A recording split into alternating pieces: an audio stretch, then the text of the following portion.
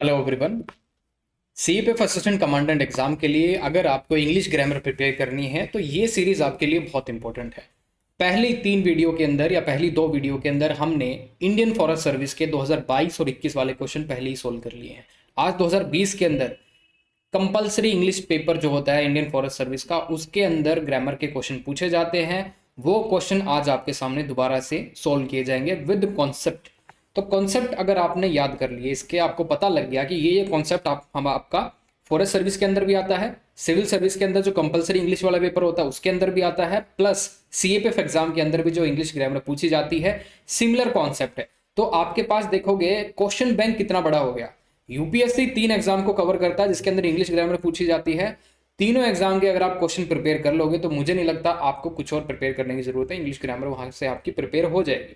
So this is a very important series और ये premium content है। ये कंटेंट फ्री का मत समझो, ये हम अपना ऑनलाइन लर्निंग क्लासेस जो होती हैं, ऑनलाइन क्लासेस जो होती हैं उसके अंडर डिस्कस करते हैं। तो ये सभी जो मैं आपको premium content free of cost यहीं पे प्रोवाइड कर रहे हैं, प्लीज वैल्यू दिस कंटेंट। चलिए स्टार्ट करते हैं। सबसे पहले हम देखेंगे इंडियन फॉरेस्ट सर्विस 2020 के क्वेश्चंस को हम डिस्कस करेंगे। पहला क्वेश्चन है, rewrite the following sentences after correcting the grammatical error in each. पहली स्टेटमेंट है, what is the time in your watch. देखिए इंटरोगेटिव सेंटेंस है, आइडेंटिफाई करिए सबसे पहले सेंटेंस किस टाइप का है। इंटरोगेटिव है, ठीक है। इंटरोगेटिव मिलने के बाद, क्योंकि मैंने सबसे पहले पीछे देखा क्वेश्चन मार्क है, इंटरोगेटिव है, तो इसके बाद ये चेक करेंगे इंटरोगेटिव ढंग से बना है या नहीं बना है, स्ट्रक्चर ठीक से फॉलो हुआ है या नहीं फॉलो हुआ है। बिल्कुल सही से फॉलो हुआ है। WH फैमिली वर्ड है, उसके बाद इज लिंकिंग वर्ब है, फिर आप देखेंगे द टाइम लिखा गया है, द डिटर्मिनर है या फिर आर्टिकल है, डेफिनेट आर्टिकल है, टाइम के लिए यूज किया गया है। In your watch, in preposition है, योर वॉच उसका ऑब्जेक्ट हो गया। ओके, तो इसका आप देखोगे सिंटेक्स वाइज ये ठीक है, ग्रामर सिंटेक्स वाइज ये ठीक है, लेकिन कॉन्टेक्स्ट वाइज ये गलत है। यहाँ पे इन नहीं, यहाँ पे क्या यूज होगा, बाय। राइट। इन किस लिए यूज होता है, इन किस लिए यूज होता है, इन इसलिए यूज होता है कोई भी चीज अगर एनक्लोज्ड है किसी के अंदर, किसी चीज के अंदर, तो उस लिए हम क्या यूज करते हैं, इन यूज करते हैं। लेकिन इस केस में आप देखोगे टाइम को एनक्लोज नहीं किया जाता। टाइम एक एब्स्ट्रैक्ट चीज है, टाइम को किसी भी चीज के अंदर एनक्लोज नहीं किया जा सकता। आप सोचते होगे कि आपकी घड़ी के अंदर टाइम है, नहीं। टाइम जो है आप देखोगे ना तो वो 1 डायमेंशनल है, ना 2 डायमेंशनल, ना 3 डायमेंशनल है, वो 4 डायमेंशनल है। ठीक है, आप सभी ने एक मूवी देखी होगी इंटरस्टेलर। ठीक है, इंटरस्टेलर, सब मुझे बताइए इंटरस्टेलर किसने मूवी देखी है। बहुत ही इंटरेस्टिंग कॉन्सेप्ट है उसका, शायद हम तो ऐसा सोच भी ना पाए, लेकिन उस कॉन्सेप्ट के अंदर टाइम को दिखाया गया है। ठीक है, तो 4 डायमेंशन, तो उसमें आप देखोगे टाइम को आप अपनी वॉच के अंदर एनक्लोज नहीं कर सकते, वो सिर्फ दिखाता है कि टाइम इतना हुआ है। टाइम 4 डायमेंशनल होता है। राइट। अब इसके अंदर देखेंगे, हमें यहाँ पे मीनिंग चाहिए, what is the time according to your watch. जब आपको ये वाला मीनिंग चाहिए होता है आपकी घड़ी के हिसाब से टाइम क्या हुआ है। राइट। क्या पता उसके पास भी, जो पूछ रहा हो उनसे क्वेश्चन, उसके पास भी कोई घड़ी हो और वो पूछना चाहता हो कि आपकी घड़ी में क्या टाइम हुआ है। तो यहाँ पे अकॉर्डिंग टू वाला आपको मीनिंग चाहिए। जब भी आपको अकॉर्डिंग टू वाला मीनिंग चाहिए आप वहां पे बाय प्रपोजिशन यूज करोगे। By here has the meaning of according to, क्योंकि टाइम जो है एक एब्स्ट्रैक्ट कॉन्सेप्ट है, वहां पे आप इन प्रपोजिशन यूज नहीं कर सकते। तो आपको इन को ड्रॉप करना होगा, यहाँ पे बाय का यूज करेंगे। What is the time by your watch, meaning what is the time according to your watch. Okay, so your solution would be what is the time by your watch. Next concept देखते हैं, I am understanding the lesson, there are certain verbs. ध्यान से देखना। चलो पहले मैं आपको बता देता हूँ, लेफ्ट टू राइट हमेशा एनालाइज कीजिएगा। लेफ्ट टू राइट, आई क्या हो गया, सब्जेक्ट, एम क्या हो गया, एम ये वर्ब होगी। उसके बाद अंडरस्टैंडिंग, एम जो होगी ऑक्सिलरी वर्ब होगी। उसके बाद अंडरस्टैंडिंग क्या होगी, मेन वर्ब होगी, जो कि कंटिन्यूअस फॉर्म के अंदर है। ये आपका प्रेजेंट कॉन्टिन्यूअस टेंस है। सबसे पहले प्रेजेंट कॉन्टिन्यूअस टेंस है, लेकिन जो अंडरस्टैंड वर्ब होती है, समझिए ध्यान से, अंडरस्टैंड वर्ब जो होती है वो स्टैटिव वर्ब होती है। स्टैटिव वर्ब मतलब जो स्टेट दिखाती है किसी चीज की, या तो वो है या नहीं है। ठीक है, जो स्टेट दिखाती है किसी चीज की उसको स्टैटिव वर्ब बोलते हैं। और वो कभी भी कॉन्टिन्यूअस फॉर्म में नहीं लिखी जाती अनलेस एंड अनटिल उस वर्ब को आप एज ए जेरेंड नहीं यूज कर रहे हो। और जेरेंड क्या होता है, जो कि सब्जेक्ट और ऑब्जेक्ट की तरह काम कर रहा होता है। ठीक है, वर्ब की ऐसी फॉर्म जो कि सब्जेक्ट और ऑब्जेक्ट की तरह काम कर सकती है उसको जिरंड बोलते हैं। लेकिन यहां पे जो अंडरस्टैंडिंग यूज हुआ है ये एज अ वर्ब ही यूज हुआ है, राइट, ना कि सब्जेक्ट एंड ऑब्जेक्ट। तो यहाँ पे जो अंडरस्टैंडिंग वर्ब है ये गलत यूज हुई है, क्योंकि ये कॉन्टिन्यूस टेंस के अंदर नहीं आ सकती, क्योंकि ये स्टैटिक वर्ब है। There are certain other verbs like know, know verb बार बार आपके एग्जाम में, सीडीएस एग्जाम में स्पेशली ये क्वेश्चन पूछा जाता है, I am knowing this person, वो गलत है। I know this person directly ऐसे आएगा, तो वो स्टैटिक वर्ब है, कभी भी आपका कॉन्टिन्यूस टेंस के अंदर नहीं आएगा। There are other certain verbs also जो आप कभी भी किसके अंदर यूज नहीं कर सकते, कॉन्टिन्यूस टेंस के अंदर, लेकिन आप उसको आईएनजी फॉर्म के साथ एज ए जिरंड बना के सब्जेक्ट एंड ऑब्जेक्ट यूज कर सकते हो। ठीक है, सो दिस इज द एक्सप्लेनेशन। आपको क्या करना होगा, एम अंडरस्टैंडिंग जो कॉन्टिन्यूस फॉर्म है इसको ड्रॉप करके प्रेजेंट इंडेफिनिट टेंस में कन्वर्ट करना पड़ेगा। सीधा आप लिख सकते हो I understand the lesson. Answer क्या होगा, I understand the lesson. Okay, third question देखते हैं। The man standing in a corner was trembling from cold. अब द मैन हो गया, इसको हम एनालाइज करते हैं लेफ्ट टू राइट। तो द मैन हो गया, डेफिनेट मैन है। Standing in a corner, standing in a corner, ये पूरी क्या होगी आपकी, ये क्लोज होगी। ये पूरी आपकी क्या होगी, एक एडवर्ब क्लोज होगी। ठीक है, तो आप इसको पूरा क्या बना सकते हो, एक सब्जेक्ट है, this is a subject. The man standing in a corner was trembling from cold. Was क्या होगी, यहाँ पे आपकी ऑक्सिलरी वर्ब होगी। ट्रेम्बलिंग क्या होगी, मेन वर्ब होगी। अगेन ये क्या है, पास्ट कॉन्टिन्यूस टेंस है, पास्ट कॉन्टिन्यूस टेंस है। उसके बाद फॉर फ्रॉम प्रीपोजिशन का यूज किया गया है और उसके बाद कोल्ड लिखा गया है। लेकिन यहां पे कॉन्टेक्स्ट देखिए, समझिए। The man standing in corner was trembling from cold, मतलब फ्रॉम जो होता है, आप देखिए फ्रॉम कहीं से ओरिजिन के लिए यूज होता है। जैसे you are travelling from your home to the school और टू द कॉलेज और टू द यूनिवर्सिटी, मतलब कहीं से कोई चीज शुरू होती है और कहीं पर एंड होती है। तो ओरिजिन पॉइंट होता है और फिर उसका एंड पॉइंट होता है, वहां पे हम फ्रॉम और टू का यूज करते हैं। लेकिन इस केस में आप देखोगे the man standing in a corner was trembling from cold, नहीं, यहाँ पे ओरिजिन की बात नहीं हो रही, यहाँ पे एसोसिएशन की बात हो रही है, टुगेदरनेस की, कि उस आदमी को ठंड लग रही है इसीलिए वो क्या कर रहा है, कांप रहा है, ट्रेम्बलिंग कर रहा है। तो यहाँ पे आपको फ्रॉम क्या है, ड्रॉप करना पड़ेगा और विद का यहाँ पे यूज करना पड़ेगा, विद प्रपोजिशन का, right. So from refers to the source और reason, while with refers to togetherness. तो यहाँ पे आपको विद प्रपोजिशन जो है यूज करनी पड़ेगी। Your answer would be the man standing in a corner was trembling with cold. So this is the correct answer. There are multiple things. From preposition जब हमारी ऑनलाइन क्लासेस होती हैं उसके अंदर हम डिस्कस करते हैं पूरा डिटेल में। प्रपोजिशन एक चैप्टर है, from, in, inside, right, above, under, ये सारी जो आपकी प्रिपोजिशन है, it depends on the context. Context क्या है, किस हिसाब से यूज करना है, उसके अंदर हम बात करते हैं। Now fourth is it is a much interesting film. It is a much interesting film. देखिए सिंटेक्स देखते हैं इसका, सेंटेंस का। इट क्या हो गया, इंट्रोडक्टरी सब्जेक्ट, जिसको हम इम्पर्सनल प्रोनाउन भी बोलते हैं। क्या बोलते हैं, लास्ट लेक्चर के अंदर भी मैंने बोला था इम्पर्सनल प्रोनाउन। ठीक है, ये किसके लिए यूज नहीं होता, ह्यूमंस के लिए, नॉन लिविंग थिंग्स के लिए यूज होता है। Now it is a much interesting film, is क्या होगी आपकी, वर्ब हो गई, लिंकिंग वर्ब है। ठीक है, उसके बाद आप देखोगे ए डिटर्मिनर है, इंटरेस्टिंग वर्ब नहीं है, इंटरेस्टिंग वर्ब नहीं है, इंटरेस्टिंग क्या है, एडजेक्टिव, एडजेक्टिव है। ठीक है, फिल्म आपका ये आपका ऑब्जेक्ट हो गया जो कि इंटरेस्टिंग जो है उसको क्या कर रहा है, डिफाइन कर रहा है, राइट। तो ये आपका क्या हो गया, नाउन हो गया, और इस नाउन को डिफाइन करने के लिए ये इंटरेस्टिंग एडजेक्टिव है जो कि यूज हो रहा है। Now it is a much interesting film, इसमें अगर आप देखोगे दिक्कत कहाँ है, दिक्कत है मच। आप जो मच यहाँ पे इंटेंसिफायर यूज कर रहे हो वो गलत है। यहाँ पे मच की जगह आपको वेरी यूज करना पड़ेगा। और मच और वेरी का जो आप देखोगे डिफरेंस होता है, बहुत बड़ा कॉन्सेप्ट है, मैं आपको दिखा दूं उसके अंदर। ये आधे घंटे का जो कॉन्सेप्ट है जिसमें हम एडवर्ब, एडजेक्टिव और मच और वेरी देखते हैं, जहां पे यूज किए जाते हैं, मॉडिफाई करते हैं एडजेक्टिव को। मैं छोटी सी बात आपको यहाँ पे बता दूं, पहले मैं आपको ये बता देता हूँ, एडवर्ब और एडजेक्टिव दोनों ही किसके लिए यूज होते हैं, वर्ब को, एडजेक्टिव को और एडवर्ब को क्या करने के लिए, डिफाइन करने के लिए। ठीक है, उनको इंटेंसिफाई करने के लिए। लेकिन एडजेक्टिव के अंदर 3 डिग्रियां होती हैं, positive, comparative and superlative. Verb this very और मच दोनों किसको मॉडिफाई करते हैं, एडजेक्टिव को करते हैं। पहला केस अगर हम ये ले लें, वेरी और मच दोनों मॉडिफाई करते हैं एडजेक्टिव को। ठीक है, लेकिन वेरी जो है वो सिर्फ मॉडिफाई करता है एडवर्ब को, वेरी जो है सिर्फ मॉडिफाई करता है एडवर्ब को, ये उसका केस है। लेकिन ये जो मैंने अभी आपको पढ़ाया है इसका हमारे क्वेश्चन से कोई भी लेना देना नहीं है। ठीक है, क्योंकि इसमें कॉन्सेप्ट दूसरा यूज हो रहा है। तो यहाँ पे अगर हम देखें, जो मच है इसको ड्रॉप करके हमें वेरी का यूज करना पड़ेगा, तब आपका जो सेंटेंस है वो ठीक हो जाएगा, राइट। तो your answer should be it is very, it is a very interesting film. तो ये आपका करेक्ट फॉर्म हो जाएगा। आपको यहाँ पे वेरी का यूज करना पड़ेगा, ना कि मच इंटेंसिफायर का। यहाँ पे जब आप वेरी यूज करोगे, वेरी के सिनोनिम्स आप देखोगे तो वो क्वाइट हो सकता है, रियली हो सकता है, एक्सट्रीमली हो सकता है, जो कि इसके वेरी के सिनोनिम्स है। तो यहाँ पे जो मच इंटेंसिफायर यूज हुआ है वो गलत है, इनअप्रोप्रिएट है, यहाँ पे आपको वेरी यूज करना पड़ेगा। नेक्स्ट देखते हैं, although it was past midnight yet the shops were still open.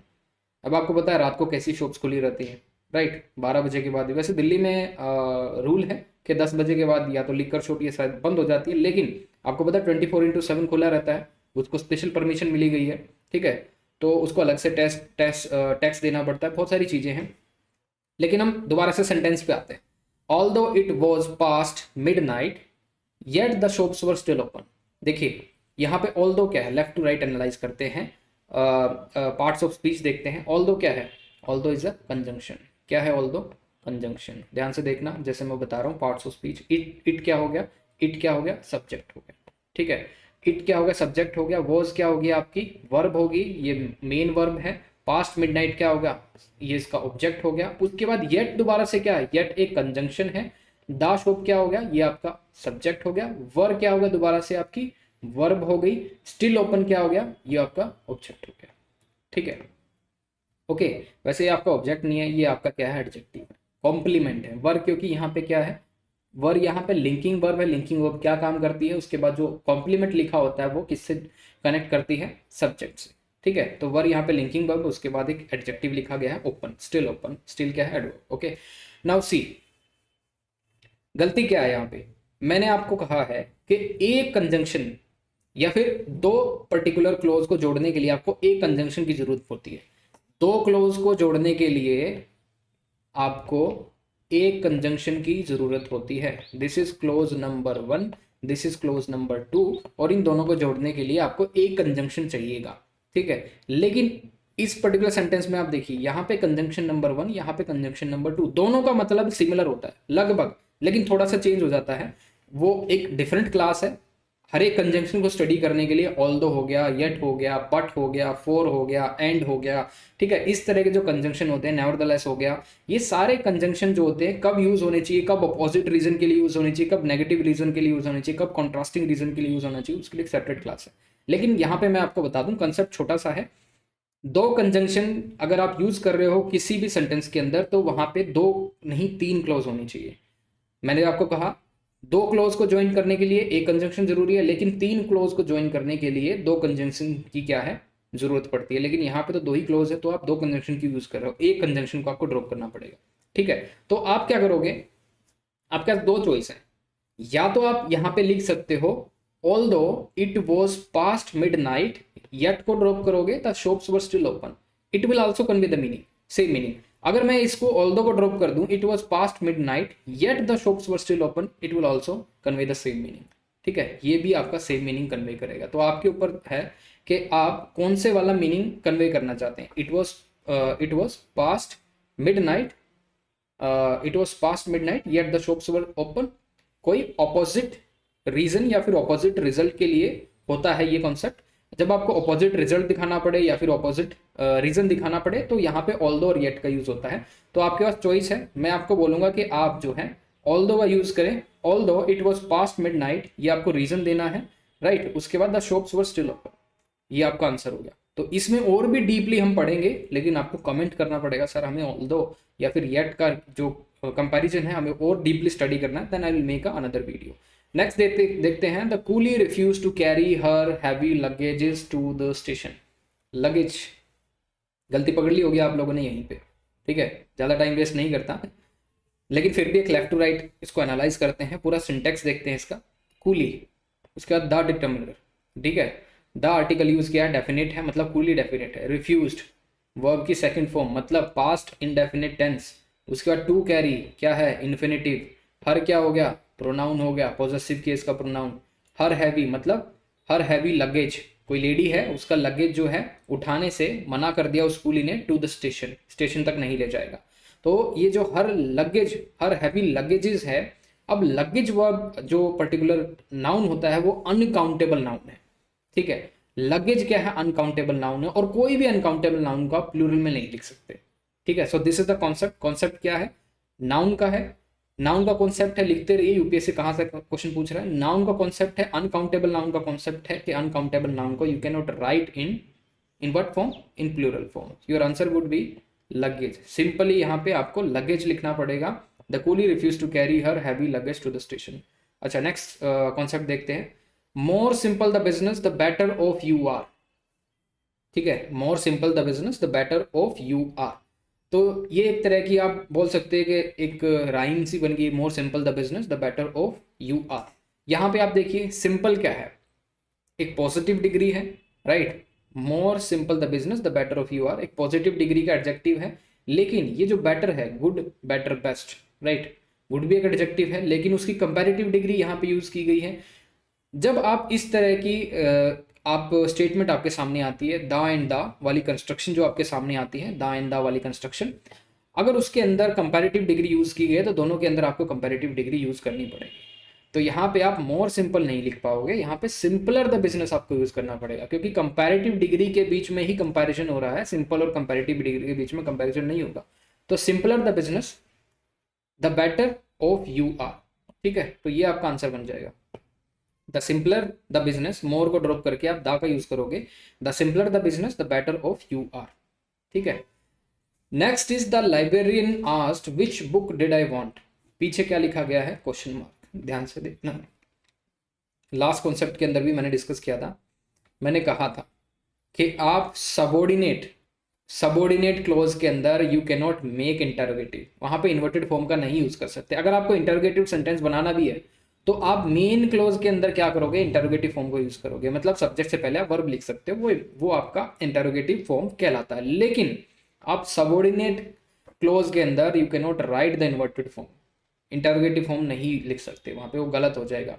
ठीक है, या तो आप दोबारा से इसको एनालाइज करते हैं, द लाइब्रेरियन आस्क्ड, इसको आप क्या बोलोगे, या तो आप इसको मेन क्लोज बोल सकते हैं अगर आप इसको एज ए सेंटेंस देख रहे हो, लेकिन इसको रिपोर्टेड वर्ब भी बोल सकते हैं अगर आप इसको एज ए नरेशन या फिर डायरेक्ट टू इनडायरेक्ट चेंज करना देख सकते हैं।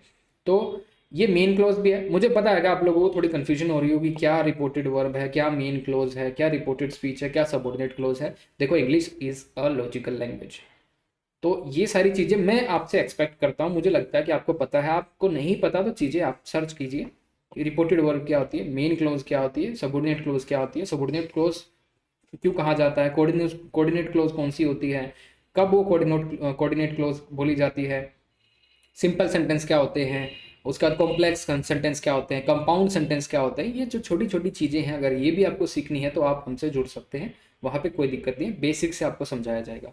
Now the librarian asked which book did I want, पीछे क्वेश्चन मार्क है, हमें क्या फाइंड आउट करना है, एरर।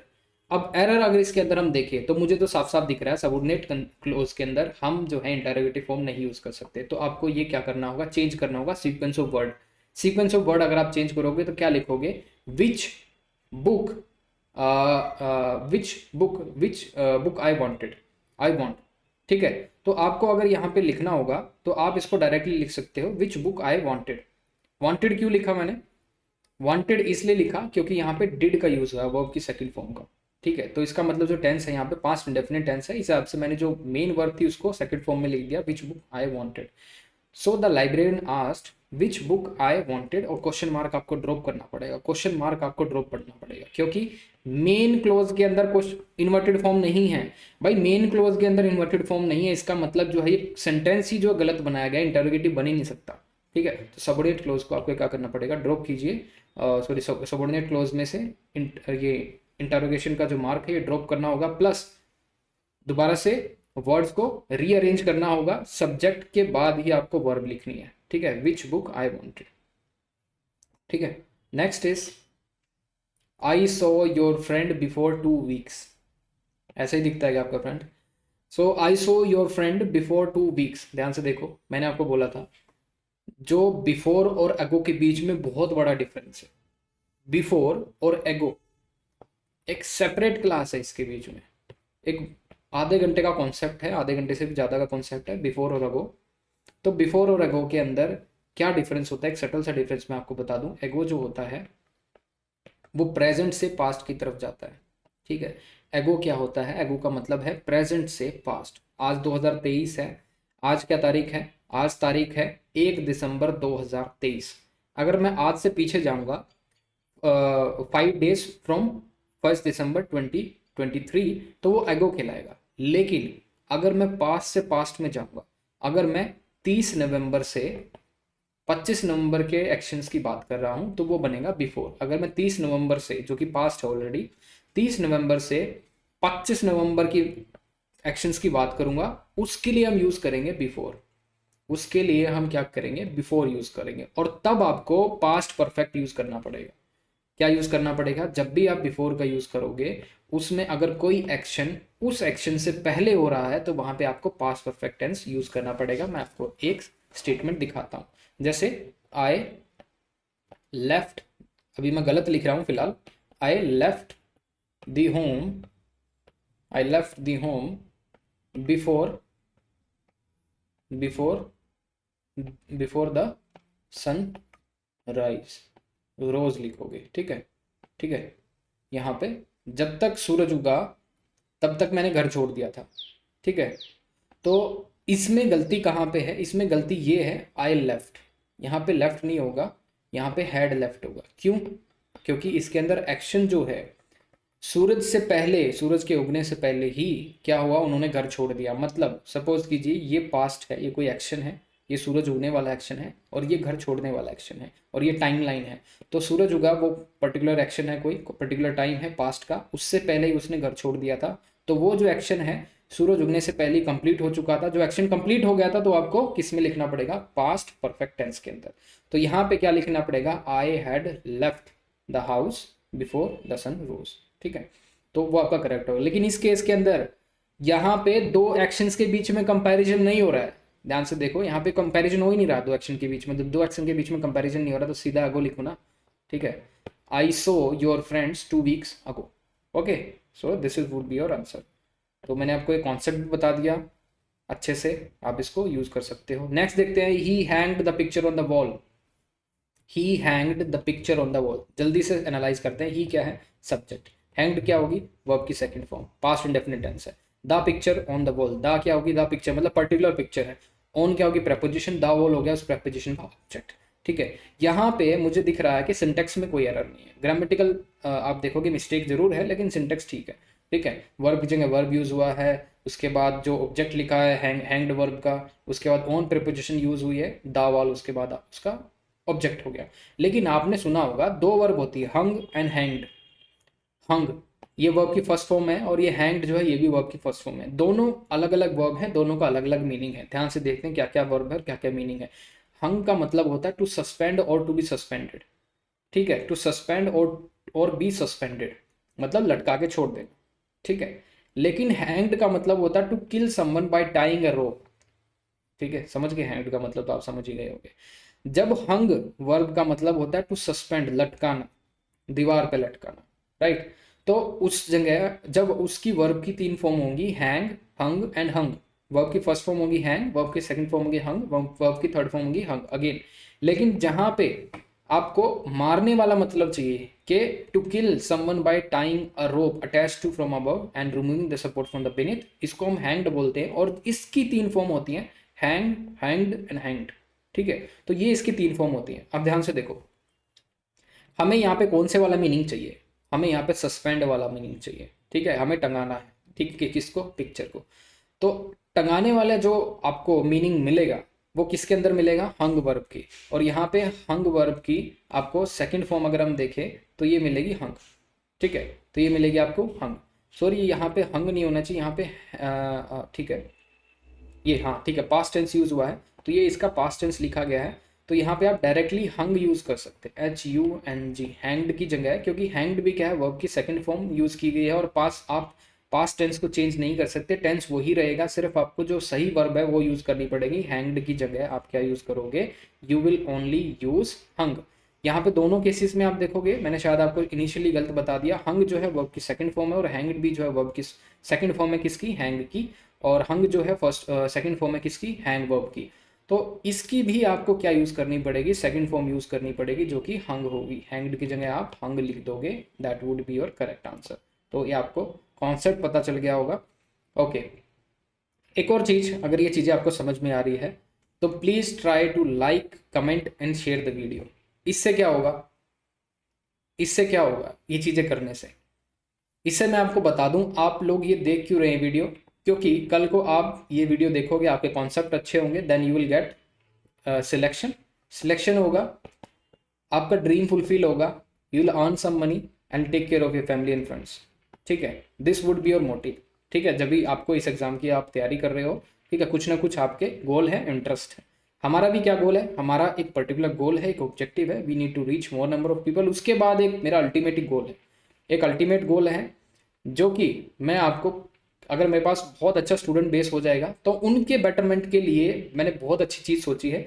तो वो चीज़ जब भी फुलफिल हो सकती है तब हमारे पास एक अच्छा प्लेटफॉर्म होगा, एक बहुत बड़ा प्लेटफॉर्म होगा, वो चीज़ जब भी हो सकती है। तो इसमें अगर हम आपको सपोर्ट कर रहे हैं आपके सिलेक्शन के लिए, आपके गोल को अचीव करने के लिए, तो आप लोग भी at least like, comment and share करके हमें हमारे ऑब्जेक्टिव को अचीव करने में मदद कर सकते हैं। ठीक है, तो इसीलिए आप डिफेंस फोर्सेस के अंदर जा रहे हैं, इसीलिए आप आर्म्ड फोर्सेस के अंदर जा रहे हैं। वहाँ पे कॉमराडरी आपने सुना होगा, वहाँ पे ब्रदरहुड होता है। तो इस हिसाब से जब हम आपकी हेल्प कर रहे हैं तो एटलीस्ट वी आर एक्सपेक्टिंग थोड़ा सा हेल्प आप भी कर सकते हो। और मुझे बिल्कुल भी शौक नहीं है, ना तो मुझे लाइक बटन का शौक है, ना मुझे सब्सक्राइब बटन का शौक है, ना मुझे शेयर का शौक है, नहीं। लेकिन ये जो चीज़ें हैं हमें हेल्प करेंगी हमारे प्लेटफॉर्म को ग्रो करने में। ठीक है, मुझे कोई इच्छा नहीं होती कि कोई ताली बजाए जो मैं पढ़ा रहा हूँ, मुझे मेरी सेटिस्फेक्शन इंपॉर्टेंट है। तो ये जो चीज़ें हैं, छोटी छोटी चीज़ें, it helps us to grow, बस इतना सा। सेंटेंस देखते हैं, he will be late it is certain. ये आपको क्या करना है, कंबाइन करना है सेंटेंस दैट का यूज करके। दैट क्या होता है, कंजंक्शन होता है। ठीक है, दैट कंजंक्शन यूज करिए। दैट कंजंक्शन का यूज करके आपको ये दो पर्टिकुलर जो स्टेटमेंट है, ठीक है, ये आपको क्या करनी है, ज्वाइन करनी है। तो दैट जब आप यूज करोगे तो क्या होगा, दैट कंजंक्शन यूज करोगे तो सिंपली आप यूज कर सकते हो, जिसमें एक आपको क्या बनानी पड़ेगी, सबऑर्डिनेट कंजंक्शन, आप सबऑर्डिनेट क्लोज आपको बनानी पड़ेगी। दैट जो है क्या है, सबऑर्डिनेट कंजंक्शन है, उसके साथ आप सबऑर्डिनेट क्लोज लिखोगे। अब ये आपके ऊपर डिपेंड करता है इसमें से कौन सी सबऑर्डिनेट क्लोज बनाओगे। सबऑर्डिनेट क्लोज कौन सी होती है, एक डिपेंडेंट आइडिया होता है। मेन क्लोज क्या होती है, एक इंडिपेंडेंट आइडिया होता है। ठीक है, इसमें से ये देखो इंडिपेंडेंट आइडिया कौन सा है, ही विल बी लेट और इट इज सर्टेन। कौन सा इसके अंदर इंडिपेंडेंट आइडिया है और कौन सा डिपेंडेंट बन सकता है। कौन सा आइडिया डिपेंडेंट हो सकता है, उससे पहले दैट लगा के उस क्लोज को लिख दो। ठीक है, this should be your idea, right. Answer would be it is certain, ये क्या है, इंडिपेंडेंट क्लोज है। लेकिन that he will be late, ये क्या होगी आपकी डिपेंडेंट, ये डिपेंडेंट क्लोज होगी, ये इंडिपेंडेंट आइडिया हो गया। तो इंडिपेंडेंट को मेन क्लोज के अंदर लिखोगे, दैट के साथ आप डिपेंडेंट आइडिया लिखोगे, समझ गए। Next is he was doubtful if he could walk so far. ये आपको नेगेटिव सेंटेंस के अंदर चेंज करना है। नेगेटिव सेंटेंस पिछली क्लास में भी हमने देखा था, उसमें मैंने आपको बोला था कोई भी ऐसा सेंटेंस, शायद पिछली नहीं 2019 वाले में है, 2019 वाले इंडियन फॉरेस्ट सर्विस के अंदर एक कॉन्सेप्ट है। कॉन्सेप्ट ये है, डिफरेंट डिफरेंट डिक्शनरीज बोलती हैं, कॉलिन डिक्शनरी है, ऑक्सफोर्ड डिक्शनरी है। तो बोलते हैं नेगेटिव सेंटेंस होता क्या है, जिसके अंदर नो या फिर नो वन या फिर नेवर, ठीक है, या फिर नॉट, इस तरह के वर्ड्स का यूज होता है, तो उसको हम नेगेटिव सेंटेंस बोलते हैं। ठीक है, तो यहाँ पे अगर हम देखें, हमें ये नेगेटिव सेंटेंस के अंदर चेंज करना है। इसके अंदर अगर नेगेटिव सेंटेंस को अगर चेंज करना है तो हमें क्या यूज करना पड़ेगा, नोट की मदद हम ले सकते हैं। हम यहाँ पे लिख सकते हैं he was doubtful if he could not walk so far. अगर यहाँ पे डायरेक्ट हम, अगर यहाँ पे हम डायरेक्ट नोट का यूज कर ले, he doubted that he could not walk so far, he doubted that he could not walk so far, ये भी आपका क्या होगा, करेक्ट होगा। लेकिन इसके साथ ही एक दूसरी चीजें हम अगर इसमें यूज करें, he doubted if he could walk so far, तो ये भी शायद आपका करेक्ट हो सकता है। लेकिन more correct would be he doubted that he could not walk so far. तो यहाँ पे नोट यूज हो गया, इससे हमें पता लगेगा ये हमारा नेगेटिव सेंटेंस है, राइट। अब हम देखते हैं, जैसे हम देखेंगे ये डाउटेड जो है ये वर्ब की क्या होगी, सेकंड फॉर्म यूज होगी। और वॉज जो है ये भी आपकी क्या थी, वर्ब की सेकंड फॉर्म थी, बी की। ठीक है, तो टेंस मेंटेन रहा है, टेंस की कोई भी आप देखोगे इसमें चेंज नहीं हुआ है, टेंस इज मेंटेन। और सेंटेंस सिर्फ नेगेटिव हो गया, मीनिंग भी थोड़ा सा चेंज हो गया नेगेटिव से। Now third is the speaker said we try to control the prices last year. ये आपको इनडायरेक्ट स्पीच के अंदर चेंज करना है, ये बड़ा इंटरेस्टिंग सब्जेक्ट है। इनडायरेक्ट स्पीच हर साल आता है, डायरेक्ट टू इनडायरेक्ट या फिर इनडायरेक्ट टू डायरेक्ट। तो स्पीकर ने बोला we try to control the prices last year, और जो आपकी स्टेटमेंट है ये आपकी डायरेक्ट सेंटेंस के अंदर है, डायरेक्ट को आपको इनडायरेक्ट में चेंज करना है। जब भी आप इनडायरेक्ट में चेंज करते हो तो दीज आर सर्टेन रूल्स जो आपको फॉलो करने पड़ेंगे, प्लस आपको ये पता होना चाहिए जो सेंटेंस दिया गया है वो असर्टिव है, इंटरोगेटिव है, एक्सक्लेमेटरी है या फिर ऑप्टेटिव है। तो सेंटेंस कैसा है, ये असर्टिव सेंटेंस है तो असर्टिव सेंटेंस को चेंज करने का ये तरीका है। इंटरोगेटिव सेंटेंस होगा तो उसको चेंज करने का अलग होगा। इंपेरेटिव होगा जिसके अंदर ऑर्डर एडवाइस दी जाती है, उसका तरीका अलग होगा, ठीक है, तरीका अलग होगा। तो ये असर्टिव सेंटेंस के लिए है। असर्टिव सेंटेंस अगर डायरेक्ट असर्टिव सेंटेंस है उसको आपको इंटरोगेटिव या फिर इंडायरेक्ट के अंदर चेंज करना है तो ये तरीका रहेगा। देखो क्या तरीका रहेगा, सबसे पहले एनालाइज करना है, ये रिपोर्टेड वर्ब है, this is reporting verb, this is what reporting speech. जो यहाँ पे आप देखोगे ये मार्क है कॉमा इन्वर्टेड कॉमास, तो यहाँ से जो चीज़ स्टार्ट हो रही है इसको रिपोर्टेड स्पीच बोलते हैं, ये रिपोर्टेड वर्ब है। और जब भी हम डायरेक्ट से इनडायरेक्ट चेंज कर रहे होते हैं तो इनको ड्रॉप करके आपको दैट कंजंक्शन का यूज़ करना पड़ता है। दैट के अलग कुछ भी आप यूज़ कर सकते हो, दूसरे कंजंक्शन भी यूज़ कर सकते हो, बट वहाँ पे अगर वो असर्टिव सेंटेंस नहीं हुआ, अगर वो इंटरोगेटिव सेंटेंस हुआ तो इफ और वेदर का यूज़ कर सकते हो। लेकिन यहाँ पे असर्टिव सेंटेंस में मोस्टली हम दैट का यूज़ करते हैं, ठीक है, दैट हमने यूज़ कर लिया। अब जो यहाँ पे रिपोर्टेड वर्ब है ये आपका पास्ट इंडेफिनिट टेंस के अंदर है, ठीक है, क्योंकि सैड से हमें पता चल रहा है, SAID, ये आ गया हमारा सैड, वर्ब की सेकंड फॉर्म यूज हुई है। ओके, उसके बाद आप देखोगे जो वी है, वी आपको चेंज करना पड़ेगा, किसके, थर्ड पर्सन है। थर्ड पर्सन किसके अकॉर्डिंग चेंज होता है, वो भी एक इसके अंदर रूल के अंदर मेंशन है। जो थर्ड पर्सन होता है वो किसके अकॉर्डिंग चेंज होगा, that will be change according to the subject of the reporting verb, that would be change according to the subject of the reporting verb. Reporting verb का subject क्या है, the speaker, the speaker क्या है, third person. तो third person के हिसाब से आपको दे यूज करना पड़ेगा। दे ही क्यों आएगा, क्योंकि वी जो है प्लूरल नंबर का है, वी जो प्लूरल है इसलिए हमें थर्ड पर्सन का प्लूरल यूज करना पड़ेगा, राइट। तो यहाँ पे दे यूज करेंगे। उसके बाद ट्राइड जो है वर्ब की सेकंड फॉर्म है। मैंने आपको बोला था जब आप डायरेक्ट से इनडायरेक्ट चेंज कर रहे होते हो तो आपको एक टेंस बैक जाना पड़ता है। यहाँ पे वर्ब की सेकंड फॉर्म मतलब पास्ट इंडेफिनिट टेंस है, पास्ट इंडेफिनिट टेंस से बैक जाओगे तो पास्ट परफेक्ट बनेगा, तो यहाँ पे पास्ट परफेक्ट आपने यूज कर लिया। उसके बाद लास्ट ईयर को द प्रीवियस ईयर बोला जाता है, तो ये चेंज होती हैं चीजें, right. So our answer would be the speaker said that they had tried to control the prices the previous year. Next देखते हैं, he remarked on the boy's impudence. ये आपको कॉम्प्लेक्स सेंटेंस के अंदर चेंज करना है, ये थोड़ा सा बड़ा ट्रिकी क्वेश्चन है, तो ये ध्यान से सुनो। ये चीज़ें जो मैं आपको दे रहा हूँ ये चीज़ें जो हैं प्रीमियम कंटेंट है, हम अपने क्लास के अंदर शेयर करते हैं। This is a premium content. आपको अगर इसकी वैल्यू नहीं है तो एग्जाम जब हो जाएगा ना फिर आपको इसकी वैल्यू समझ में आएगी। नोबडी हैज़ डिस्कस्ड, अभी तक किसी ने डिस्कस नहीं किया है कि कॉम्प्लेक्स सेंटेंस, CAPF की पूरी फैटर्निटी के अंदर जो टीचर काम कर रहे हैं किसी ने नहीं बताया कि कॉम्प्लेक्स सेंटेंस को सिंपल के अंदर चेंज करते हैं, सिंपल को कॉम्प्लेक्स के अंदर कैसे चेंज करते हैं। Nobody has even tried it, right. तो you are lucky, your audience, my audience is lucky.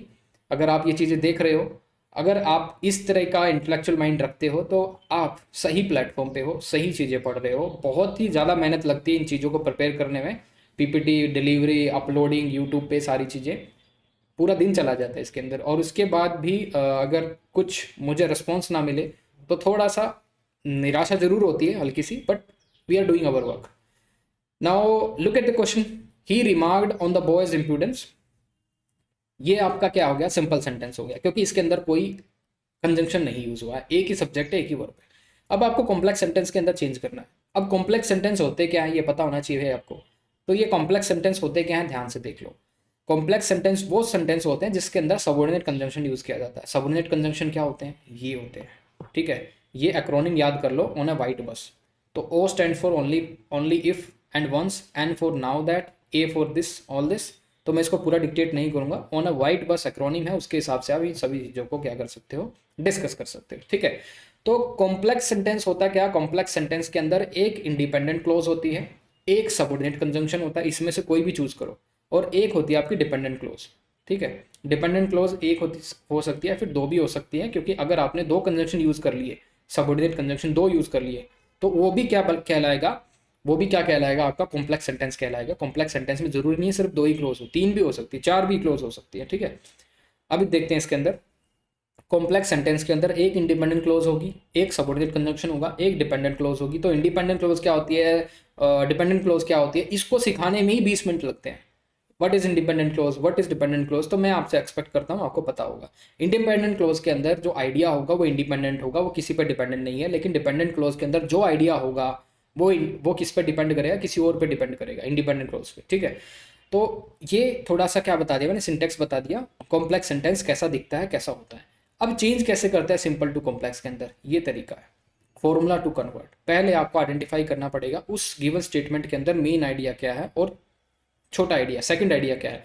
दोनों आइडिया अगर आपने आइडेंटिफाई कर लिए, जो सेकेंडरी आइडिया है उसको आप चेंज करोगे किस में, इंडिपेंडेंट क्लोज के अंदर, और फिर उसके साथ सबऑर्डिनेट क्लोज लगा दोगे। फिर उस पर्टिकुलर चीज को आप क्या कर दोगे, एक जो वर्ड और फ्रेज होगा उसको आप डिपेंडेंट क्लोज में एक्सपेंड कर दोगे। ऐसा भी कोई भी नाउन एडजेक्टिव, मतलब नाउन क्लोज बना दोगे, एडजेक्टिव क्लोज बना दोगे, एडवर्ब क्लोज बना दोगे, वो आपका क्या हो जाएगा डिपेंडेंट क्लोज के अंदर, राइट। अब यहाँ पे आप देखोगे मैंने क्या यूज किया है इस स्टेटमेंट को कन्वर्ट करने के लिए। जैसे इसको मीनिंग आपको पता होना चाहिए, ही रिमार्क्ड ऑन द बॉयज इम्पुडेंस। इम्पुडेंस क्या होता है, रूड, ठीक है, रूड, बहुत ही ज्यादा रूड, बदतमीज, राइट। तो ये इसका स्टेटमेंट है, ही रिमार्क्ड ऑन द बॉयज इम्पुडेंस, उसने बच्चे की बदतमीजी के ऊपर कुछ ना कुछ रिमार्क दिया, मतलब टीचर हो सकता है, राइट। तो यहाँ पे आप इसमें से कोई कंजंक्शन यूज कर सकते हो, जैसे यहाँ पे मैंने हाउ का यूज किया है, उसके साथ एक आइडिया को आप चुरा सकते हो।